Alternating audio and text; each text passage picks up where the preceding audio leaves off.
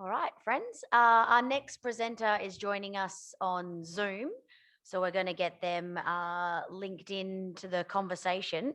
It's an education program for schools and community groups presented by Ricki Hersburgh, Executive Director of Plastic Oceans Australia. So Alice is just going to get Ricki online.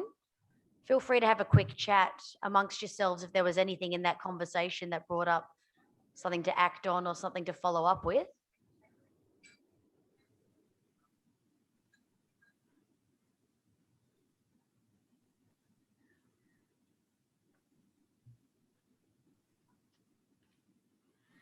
Great. All right. Ricki, can you hear me okay? Yeah, I can. Can you hear me? Yeah, fantastic. We can hear you and see you perfectly. I'm just going to Great. get everyone's attention for you. So just give me a second and I'll get them all facing forward. Hold on. All right, friends. We're about to get into that next presentation. As you can see, Ricki is online and under the ocean, which is great to see. Technology. We're in a wonderful space. Can I please get you to put your hands together and make Ricki Hersburgh from Plastic Oceans Australia very welcome for her presentation. Hi, everyone. Lovely to see you. Good morning. Thank you for having me here. Before I start, I just wonder if my presentation can be shown on the screen next to me, which I believe is being run by the team.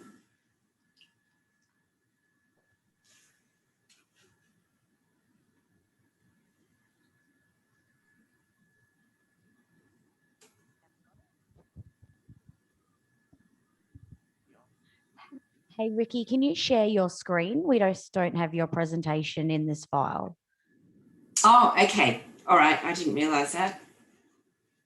All good. There's always a solution. That's what we've learned so far. Okay, just give me a sec.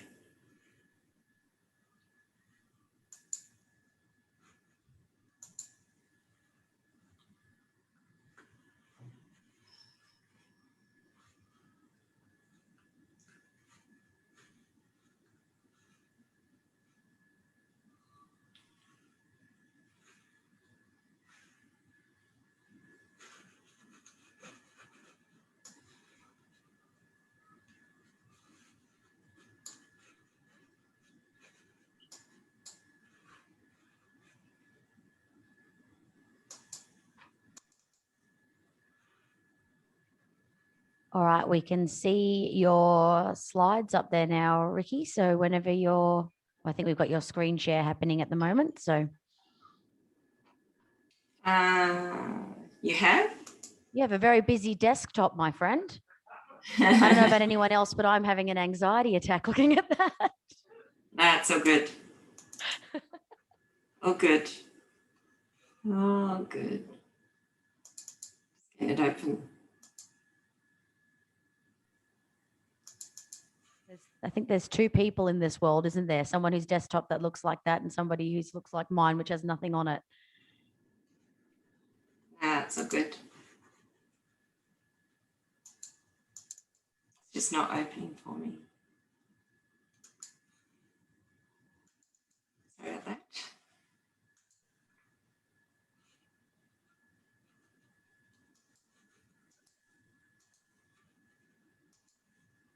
Here we go. So if you can see that. Yep, fantastic. I think you just need to turn off the captions and subtitles option and then, yep, we can see that. And if you put it on presentation view, that might.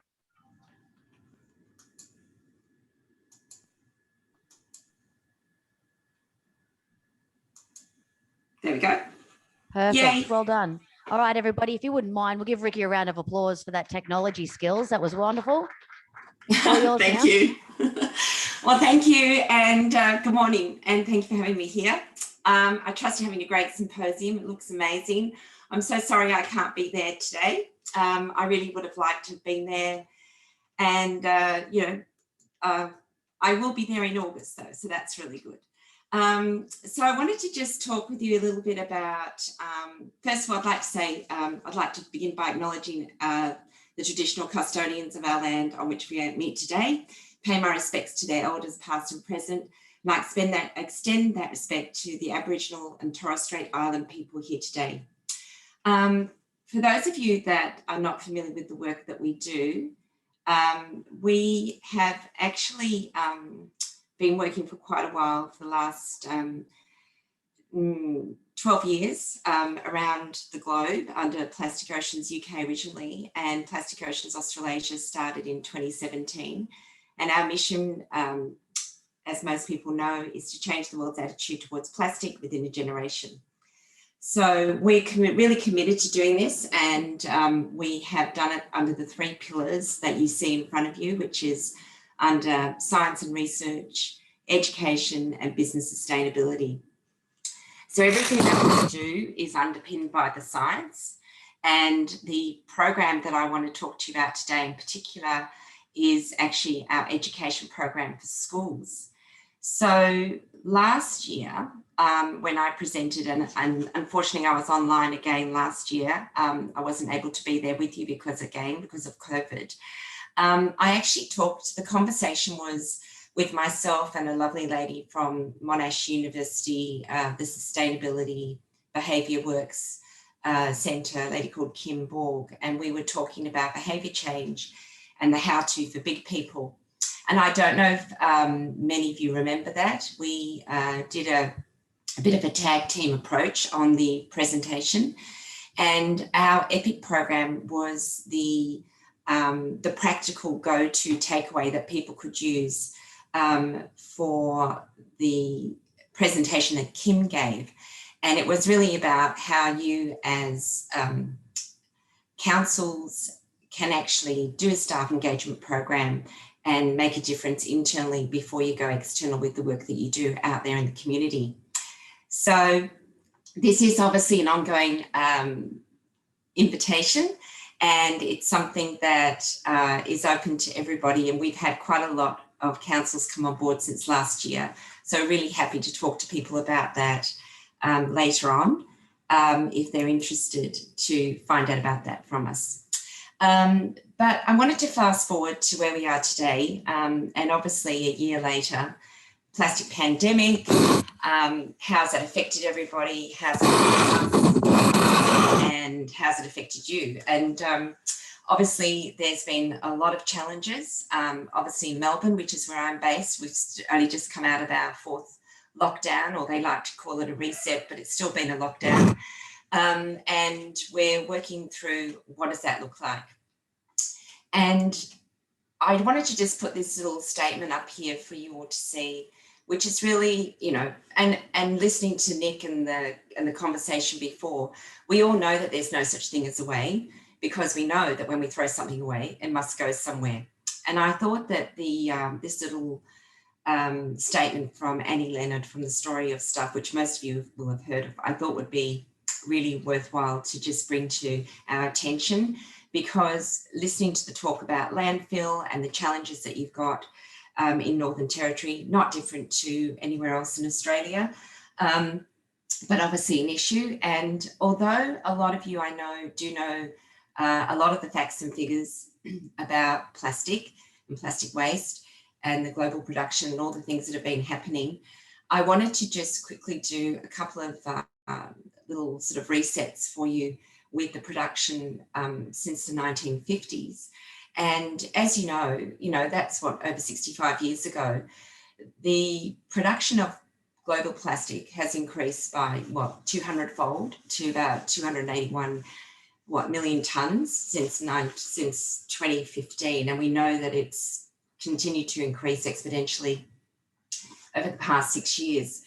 So the reason I wanted to bring that up is because it's really relevant to where I'm going to go with the conversation today, because we still have the challenges. We've got more garbage than ever before since COVID. The effects, of course, on our marine life is worse than ever. And the reason this is relevant is that we have so much more that we could do. We feel kind of like we've gone 2 steps forward and 3 steps back with the work that we've been doing in Plastic Oceans, because we know that we have a dilemma. Like the plastic in our, daily life, we need it for health, we need it for food, and we've seen that only too clearly with what's been happening with, the vaccines, the rollout, the testing, all the PPE and the equipment out there that it's used every single day for the pandemic. We obviously need it for the electronics and all the comforts that we have there as well. So we know that plastic will be with us for always because we need it in these particular areas. But there's so much more that we could be doing. Those hidden, there's little hidden truths we don't talk a lot about. I always talk about the microplastics because plastic never goes away. It breaks up, it doesn't break down. There's lots of side effects that are affecting human health. We know that there's issues and carcinogenic case studies that are out there about the issues of plastic and toxicity. And as I said, I just wanted to bring that up again to remind people that it doesn't go away, but we have so much work that we can still do. I see us being smart as a species. I don't see us as being very clever. And I think that with plastic, it's probably the biggest challenge of all with all the waste on the waste hierarchy. So I know that we're doing some wonderful things with recycling. I know we do, there's lots of research and developments with biodegradable and compostable products. Obviously, the big corporations are trying to do their bit. And there's a lot of discussion now about extended producer responsibility, which I think is a really great step. And we, of course, there's a lot of talk and a lot happening this year with the plastic bans that are coming into place in the different states, which is all great. It's all fantastic. I just think that it's a bit slow and we could be doing a lot more. And it's all about, I guess this is where I want to start getting to the gist of what I want to really hone in on today and why I wanted to have this opportunity to speak to you about where you are, what you're doing, and how you can be so, I guess, leaders in the Northern Territory, because you've actually got an advantage to the rest of us. And I think NT is the envy of all of Australia at the moment. And I think we probably all want to be there if we can, because of the distance and because you are a little bit more remote from the main hubs of all the population in the other cities around Australia, you actually, I think, have an advantage to do more in a faster way. And I think that it's actually an advantage that you are away from the maddening crowd, that people can collaborate and communicate together because there's a smaller population. Everybody knows each other. There's more opportunity to get messaging out there just by word of mouth instead of worrying all the time about media and technology like I'm having to do with you today to get to see you, which in this case, of course, is a good thing. But I'm talking about generally on a day-to-day basis. It's great that people can be more connected, they're more familiar because they know each other, and they can do more by just being there, being people, as a community. There's smaller groups create bigger people power, and obviously, there's a huge amount of coastline in the Northern Territory, of which the ocean is your vision, and the ocean is what you see, and the ocean is what you live by. So I'd like to talk about the repeating, resetting side of things. Now, because of timing, I actually don't want to play this video that's up here. I've got another little video that I'm going to play in a moment. And the reason being is that you can watch, I know that you'll be getting the presentation later. So I'm really happy for you to watch this one afterwards, because I want to show you the one that's really relevant for you in your community and in the Northern Territory with what we're doing with work with our education program. So as I mentioned before, what I'm talking about today is education. I talked last year about the Education for Big People, which was about the EPIC program and how you as councils could get involved with that. And it's a 12-month program which offers a structured, staged approach of how you can really learn to walk the talk internally with what you're doing. The Plastic Oceans Education Program, actually for schools, was how we started the program for EPIC. and we mirrored it from the schools program because it was so successful, and it still remains that way. And the reason being is that, yes, there's lots of other organisations like us out there that are doing education and community engagement and collaboration, and all those words are used a lot at the moment. But we really tried to reverse engineer what we're doing by encouraging people with the program to do it over a long period of time. And particularly in the NT, we know that there's a lot of challenges, and we've actually been working to change the way we present, how we present, what we present, and who presents. And that's very much all about the language and the way that we speak and resonate to everybody in their different areas of where they're living, and try and tailor everything that we do. So we know that the ocean is a big part of the Northern Territory, and that's why we really want to empower people to have a super love for their ocean, and also to lead others to do more with what they're doing there, particularly everything leads back into the ocean. I just wanted to read this little quote as well from the United Nations Sustainable Development Goals, which basically mirrors, I guess, what we think and believe at Plastic Oceans. And we believe that children are critical agents of change. They channel their infinite capacities for activism into the creation of a better world. And that speaks volumes of how we've created our program. And the program is for primary, secondary schools. Doesn't matter whether you're at school, homeschooling, remote learning, government, it doesn't matter what type of schooling it is. The program has been designed so it can fit into any module at any time over a structured period of time. And we personally literally hold people's hands to make sure that the teachers or whoever are the facilitators can be supported with the delivery. And our material is split into curriculum material that goes actually into the normal material of the daily class.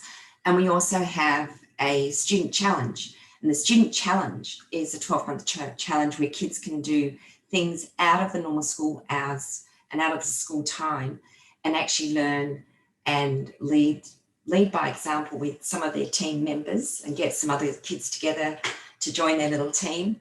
And they go through the process of actually getting the rest of the school on board with what they're doing. So reducing waste at your school reduces waste that ends up in landfill, and the landfill stations that we've been talked about before. There is no, the landfill stations are filling up, they're running out of space. How do we stop it? How do we stop it from getting there? We stop it at the source. Stopping at the source means we have to make radical changes with the way people every day use plastic and how they dispose of it. So that's what this program really, really hones in on many, many different levels. And I'm so excited because this is an example of 2 years of work, where I'm actually really pleased to announce today that we are working with East Arnhem Regional Council. We're working with Veolia, and the planning of us coming on after Veolia was chatting was really fantastic, so thank you for that. And we're working with the communities, and we're collaborating together.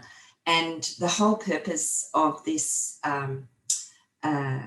program in your area is to actually show how we can make a difference with the communities in the area, with the collaboration of a multinational waste resource management company, a forward-thinking council in your area, and showing you what the innovation and change is going to be through this process. So watch this space. We've converted our movie, A Plastic Ocean, into local language, so it can be listened to by the 9 different communities that you can see there on the screen. I hope my map's visible there. It's a bit small, but it's really to showcase that it's like closing the loop. We need everybody to work together. We need businesses, council, and the community to work together. And that's what we love. And that's a model that we use with many councils currently around Australia, the same sort of thing where we work together with several different entities to deliver something that can have a far-reaching effect. In addition to this, well, I do want to give a big shout out, by the way, to Claire, Nick, and Wesley, because I know that you're there today, and I hope you guys chat to people about the program and what we're doing. And we've obviously got a lot to deliver. We've just started on the journey, but it's taken a couple of years of hard work behind the scenes to get to where we are. In the meantime, I also wanted to show you, and this is what I mentioned before about a little video that I also want to show today. Plastic Oceans also runs their own competitions, and we do a lot of programs for kids. And last year we launched our first film competition, movie competition, which was called Turn the Tide. And it was a trans-Tasman competition that was inviting schools from Australia and New Zealand to come together, put in a video of 5 minutes or less to showcase how they can reduce plastic in their school or in their community area around the school, and what their journey was to do that. And whether it was successful or not successful, it didn't matter. We just wanted them to activate themselves and show what they were doing. And of all the entries, and even with the pandemic, I'm really pleased to announce, and a lot of you might already know this, but Ngoyi High School came in at second place, and they were literally just a couple of points behind the Queensland school, which won first place. But because they did such an amazing, amazing job, and I wanted to show you the power of film and the power of kids getting together, and these were kids doing it that just got themselves organised and put it together even during a year that was so tough. I think you'll find it very inspiring. So I hope that it's going to work, and enjoy.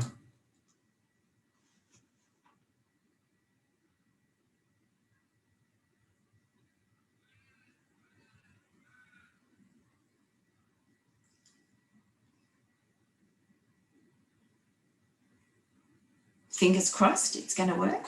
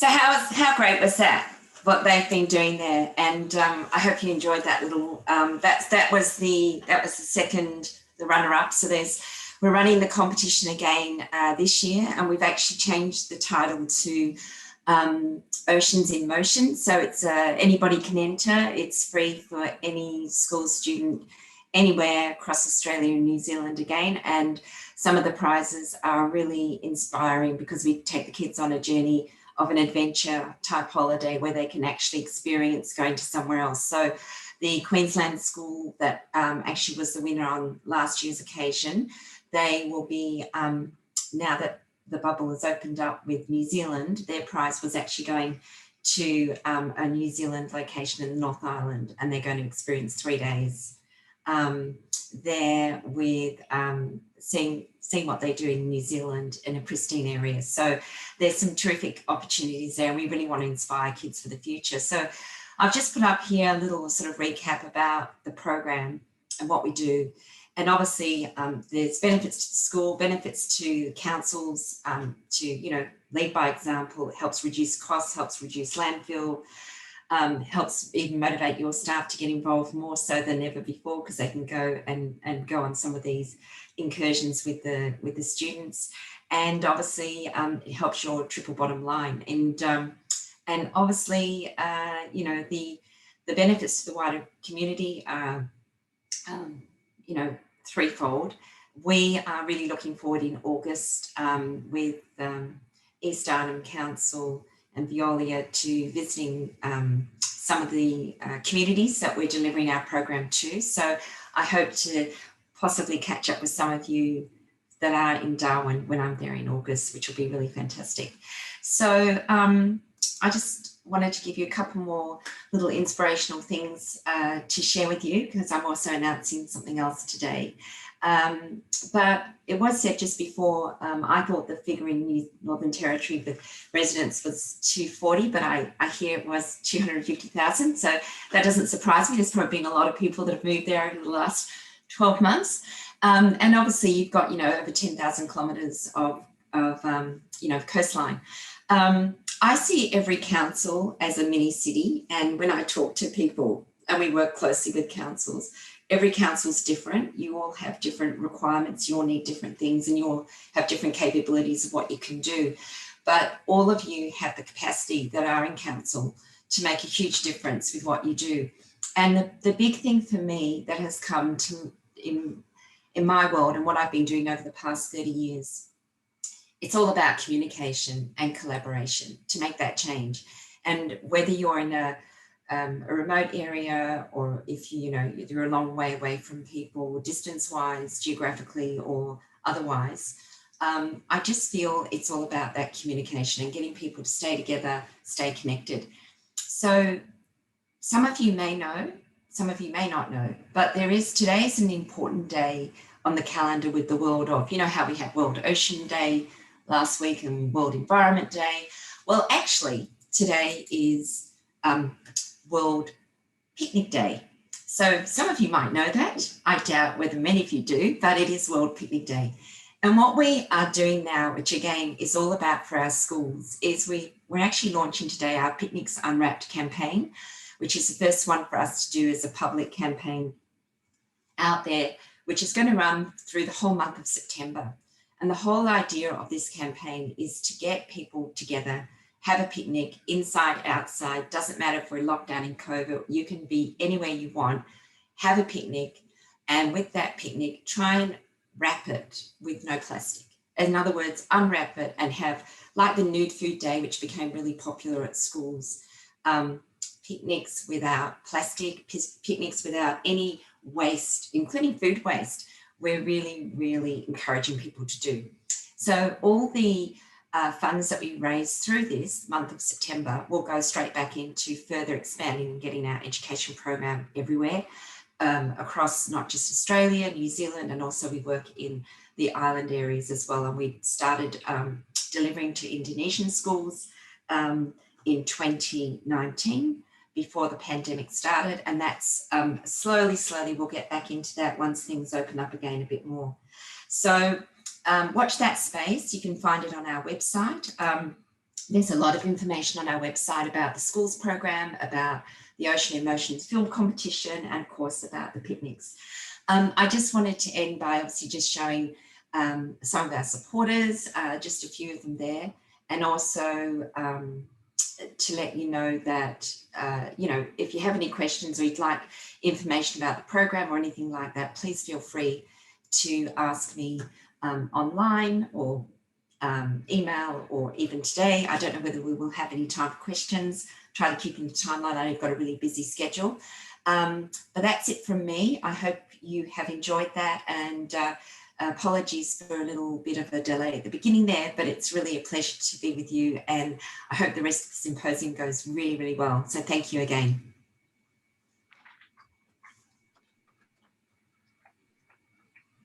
Thanks, Ricki. I'm not sure if you could hear the round of applause, but people put their hands together for you. Were there any questions, friends? Yes, we've got a question. Hold on a second. Oh, thank you. Robin Knox from City of Darwin, Alderman. Thanks for that fantastic presentation. Great, Ricki, and great work that you're doing. I was interested, because 98% of the NT coastline's owned by Indigenous people and managed by the 3 land councils. Do you work with any of the land and sea ranger groups? Not directly, but with the association and the work that we're doing with the East Arnhem Council, that's connecting us in that way. Great. Any other questions in the room, friends? No? In which case, can we please put our hands together one more time, and thanks, Ricki, for the presentation. Thank you. Thanks, everyone. Have a great day.